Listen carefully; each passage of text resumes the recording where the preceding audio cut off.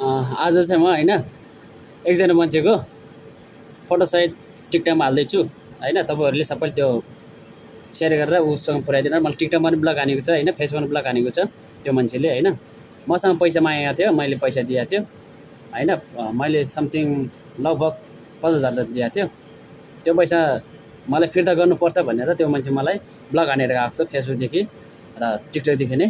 अहिले TikTok blog हानेको छ अनि फेसबुकमा उसमा चाहिँ टिकटकमा चाहिँ ब्लग हानेर नाम चेन्ज गरेर चलाएको रहेछ। मैले अस्ति नै अनुष्का दिदीको लाइभमा देखाएको थियो। अनुष्का मागे मैले पैसा मागिन्छ मैले दिएको थिएन। मागे गरेँ मैले नि त। अब आफूले एमर्जेन्सी पऱ्यो काठमाडौँ जस्तो ठाउँमा होइन। अब घरबेटी निकाल्नु खोज्यो मलाई होइन। तिर्ने छ घरबेटीलाई पैसा। म काम गर्न सकेको छैन। म बिरामी छु। आफ्नो शरीरमा रगत हालेको थियो, ब्लड हालेको थियो। त्यसको शुद्ध पैसा दिन सकेको छैन। मलाई पैसा जसरी चाहिरहेको छ मैले तपाईँलाई म दिन्छु। पछि शरीर सन्चो भयो भने काम गरेर तपाईँलाई म दिन्छु भन्ने भएर मैले दिएँ। ठिक छ नि त। अब होइन आफै गाउँठाउँको मान्छे हो, आफै मकनजुर जिल्लाकै उसको कैलाश गाउँपालिका 8 पर्छ होइन, मकनपुरको यो हेडरमा माथि।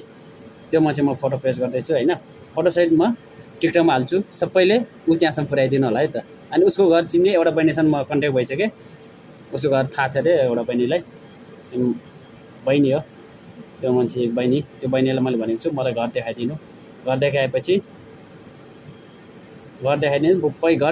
म पैसा उठाउँछु भनेको छु बहिनीलाई नै। हुन्छ दाइ।